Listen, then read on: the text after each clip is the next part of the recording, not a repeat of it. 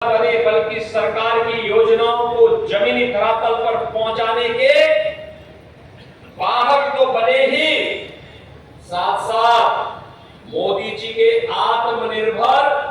भारत और विकसित भारत की परिकल्पना को साकार करने के जीवंत इकाई बने। इसके लिए आवश्यक है कि हम अपनी नगर पंचायत को और अपनी ग्राम पंचायत को भी आत्मनिर्भर बनाने की दिशा में कार्य करें। ये संभव है, ये हो सकता है। आपने कहीं वेंडिंग जोन बनाया, स्ट्रीट वेंडर को वहां व्यवस्थित रूप से उनको अलग अलग छोटे छोटे उनकी दुकानें बनवा करके उनको दी, उनसे महीने का एक यूजर चार्ज किराए के रूप में लीजिए, आपकी अतिरिक्त इनकम होगी और सड़क का जाम भी खुलेगा, साथ साथ नए लोग वहां पर रोजगार के साथ जुड़ेंगे। नौकरी भी है, रोजगार भी है, लोगों की सुविधा भी है और एक स्वच्छ और सुंदर जगह लोगों को देखने को भी मिलेगी। आपकी नगर पंचायत है, आपके पास लैंड है, आपने कोई शॉपिंग कॉम्प्लेक्स बना दिया, आपके गांव में आपकी नगर पंचायत में तालाब है, अगर कोई देवालय से जुड़ा हुआ तालाब है तो उसको छोड़िए, शेष अन्य कोई तालाब है उसमें मत्स्य पालन का काम करिए, अतिरिक्त इनकम नगर पंचायत की होगी, या अन्य ऐसे कार्यक्रमों को उसके माध्यम से चलाना जो अतिरिक्त इनकम नगर पंचायत की कर सके। और हमने कहा है कि जो ग्राम पंचायत जिनकी इनकम कम है, जिनके पास पैसा केंद्र वित्त का और राज्य वित्त का पैसा आने के बाद बहुत कम पैसा बचता है विकास के लिए, वे अगर अपने आय के स्रोत को बढ़ाती है तो हम लोग आय के बढ़े हुए उस स्रोत के साथ उतना ही पैसा उन्हें अतिरिक्त राज्य की ओर से अतिरिक्त देंगे, जिससे उस ग्राम पंचायत में विकास के लिए पैसे की कमी नहीं रहेगी। ऐसे ही नगर पंचायतों की भी एक योजना बनानी चाहिए जिससे विकास के लिए पर्याप्त पैसा प्राप्त हो सके और गांव के लोगों को स्वच्छ और सुंदर एक आदर्श नगर पंचायत मिल सके, सीसीटीवी कैमरा सुरक्षा के लिए हो सके, स्ट्रीट लाइट की व्यवस्था हो सके, जल जमाव न होने पाए इसकी व्यवस्था हम सुनिश्चित कर सके, जन सुविधाओं का और भी विकास कर सके। ये सभी कार्य अगर हम व्यवस्थित रूप से आगे करते हैं तो मेरा ये मानना है कोई कारण नहीं कि आपकी नगर पंचायत या आपकी ग्राम पंचायत इसमें आत्मनिर्भर न हो। अवश्य हो सकती है, हमें पहल करनी पड़ेगी, इसके लिए प्रयास करना पड़ेगा। इसके लिए माननीय सांसद, माननीय विधायक के मार्गदर्शन में नगर पंचायत अध्यक्षों को, ग्राम प्रधानों को, जिला पंचायतों को, ब्लॉक प्रमुखों को, इन सबको अपनी अपनी इकाइयों की ठोस कार्य योजना बना करके पूरी ईमानदारी के साथ उसको लागू करने की दिशा में आगे बढ़ना पड़ेगा। और आज उस प्रकार का वातावरण देश के अंदर है, प्रदेश के अंदर है। बहनों और भाइयों, आज पहले महाराजगंज से लखनऊ अगर आप जाते थे तो लगभग 9 से 10 घंटे लग जाते थे बाई रोड। आज अगर आप जाते हैं तो 5 घंटे में आसानी से आप पहुंच सकते हैं लखनऊ। यानी ये दूरी जो कम की गई, ये जो बेहतर सड़क बना करके कनेक्टिविटी को आसान किया गया, ये विकास की एक दूरगामी सोच को सामने लाने के लिए अच्छी व्यवस्था होगी, अच्छी सड़कें होंगी तो ये अच्छी सड़कें निवेश को आमंत्रित करेगी, अच्छी सड़कें होंगी आवागमन आसान होगा, सुरक्षा का बेहतर वातावरण होगा तो निवेश की बेहतर सुविधाएं आगे बढ़ेंगी। और इन सभी कार्यक्रमों को लेकर के आज हम लोग आगे बढ़ रहे हैं। मुझे प्रसन्नता है कि आज यहाँ पर बेसिक शिक्षा का जो स्कूल बना है उसमें सीएसआर से आज यहाँ पर, जिसमें एयर इंडिया के माध्यम से अपने सीएसआर निधि के माध्यम माध्यम का पैसा उन्होंने उपलब्ध कराया और इसके लिए यहाँ पे जो दोनों विद्यालय हैं उनमें स्मार्ट क्लास, फर्नीचर, विद्युतीकरण, लाइब्रेरी, किचन, शौचालय, खेल का मैदान, खेल सुविधाएं, सोलर पैनल आदि ये सभी उपलब्ध करवाए गए हैं। मैं इसके लिए एयर इंडिया परिवार को,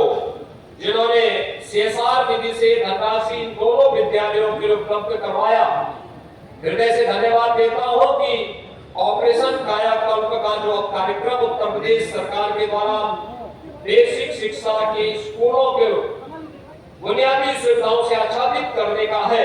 उन कार्यक्रमों में आपका भी योगदान मिला है। मैं इसके लिए आप सभी लोगों को, उन सभी को हृदय से धन्यवाद देता हूं। बहनों और भाइयों, आज जो तमाम योजनाएं जनपद महाराजगंज की यहाँ पर शिलान्यास और लोकार्पित की जा रही है, इसमें सड़क की भी है, व्यावसायिक शिक्षा की भी है,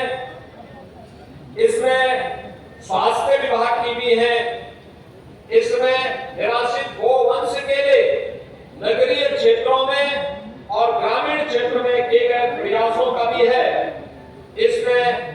वेंडिंग जोन, स्ट्रीट वेंडर के लिए बनाने का भी कार्यक्रम है और साथ साथ यहाँ की तमाम पेयजल की स्कीम को भी आगे बढ़ाने का कार्यक्रम भी इसके साथ है। इसके साथ ही यहाँ पर वसूली मंदिर, मां बनोलिया माता मंदिर, देवद्वार का पर्यटन विकास, पुलिस लाइन में ट्रांजिट हॉस्टल के 2 ब्लॉक का लोकार्पण का कार्यक्रम और इसके साथ ही अन्य पुलिस विभाग से जुड़े हुए कार्यक्रम और सड़क से जुड़े हुए कार्यक्रम भी इन कार्यक्रमों के साथ जोड़े जा रहे हैं। और भी अन्य तमाम कार्यक्रमों को आज यहाँ पर स्वास्थ्य से अग्निशमन के साथ जुड़े हुए जनपद महाराजगंज में एक ऑडिटोरियम का निर्माण हो,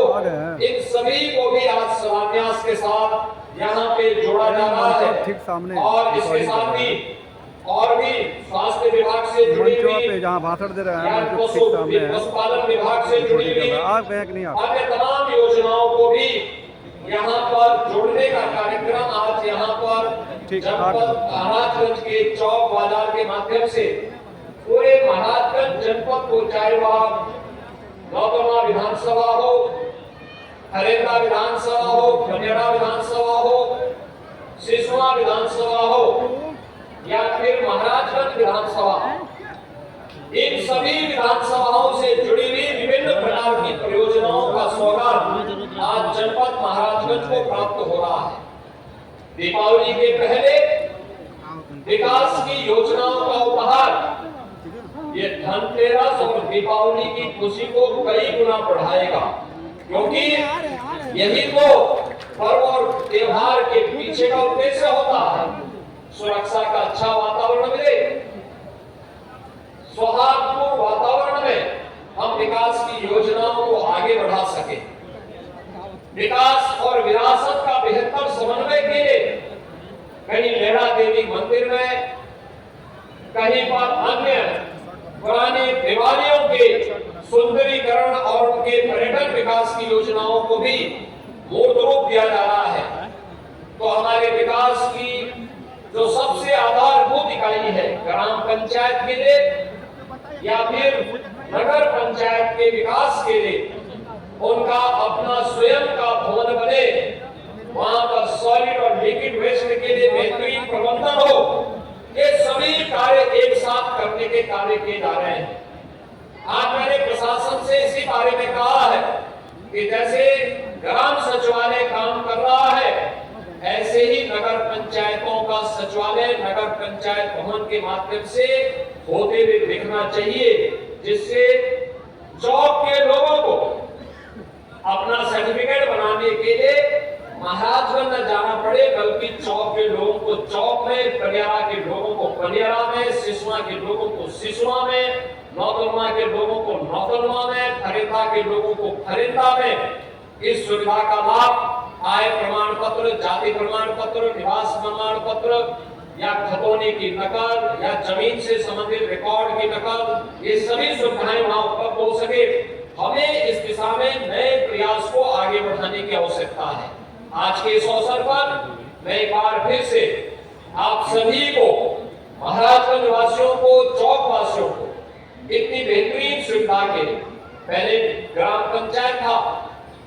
मुझे याद है महाराजगंज से चौक आने के लिए इस सड़क की स्थिति कितनी खराब थी और मुझे कई बार लिखना पड़ता था, बोलना पड़ता था। हम लोगों को उस समय प्रशासन से भी, शासन से भी गुहार करनी पड़ती थी। और आज कितनी अच्छी सड़क, चौक के अंदर, चौक तो ऐसे लगता है जैसे लखनऊ का हजरतगंज बन गया। और यानी विकास, लेकिन इस विकास को बनाए रखना, एक स्वस्थ प्रतिस्पर्धा होनी चाहिए। ये नगर पंचायत बन गई, विकास भी हो रहा है, इस विकास को सुरक्षित रखना, इसको आगे बढ़ाना। हम अपने नगर पंचायत को आदर्श बनाएंगे। स्वस्थ प्रतिस्पर्धा जनपद के अंदर भी, ग्राम पंचायतों में स्वच्छता के लिए, विकास की योजनाओं के संरक्षण के लिए, इनकम को बढ़ाने को लेकर के। और अगर स्मार्ट सिटी बन सकती है